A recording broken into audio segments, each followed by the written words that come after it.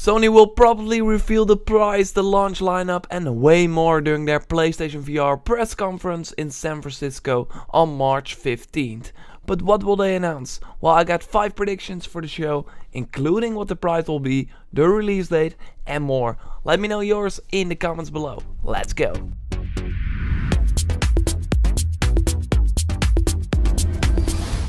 My first prediction is about the release date. They will probably reveal that during their press conference. So we had the GameStop guys saying that the headset might launch in the fall. We will launch the Sony product this fall.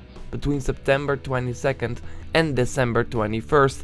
But I think that there was an error there for 2 reasons. 1. Why should Sony have an event in March that will reveal a release date for September or beyond? Makes no sense.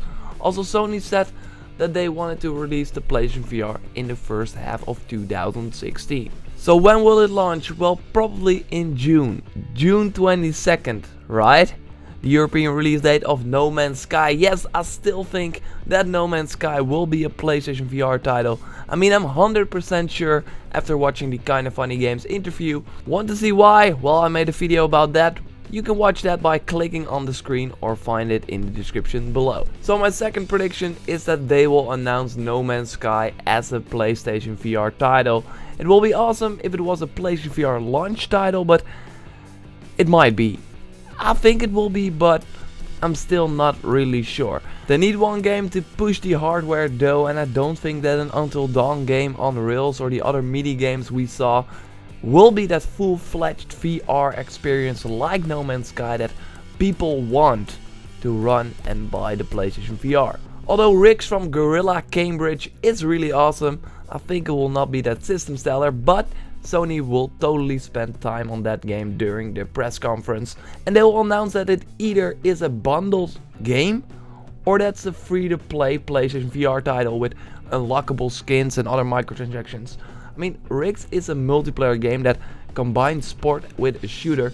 It's 3v3, but they still need a player base to keep the game alive. And the best way to do that is making it a bundle game or a free-to-play game.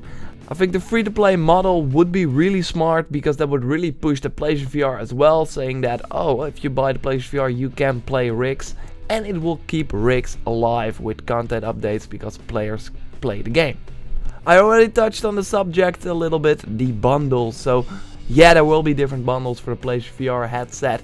It will be interesting to see if Sony is going to include the Move controllers and the camera in all the bundles, just like the HTC Vive is doing with its system, but I do think that Sony will give you an option to just buy the headset, also looking at Xbox One and pushing the Kinect with every bundle that doesn't work out for them. So I think Sony will just say, okay, here's the bundle with a headset. I mean, Rix, for example, is only playable with a controller, and I can imagine that No Man's Sky also doesn't have Move support. So I think there will be 2 options, one for $350 with just the PlayStation VR headset and maybe Rix if it's not free to play, and one for $450 with the PlayStation VR headset, Move, a camera and some mini games like London Heist.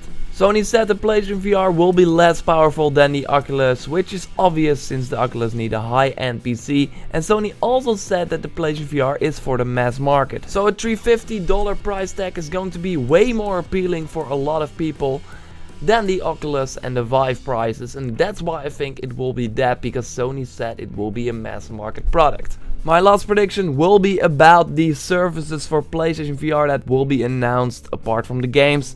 So we will hear that Netflix is compatible and other video streaming services as well.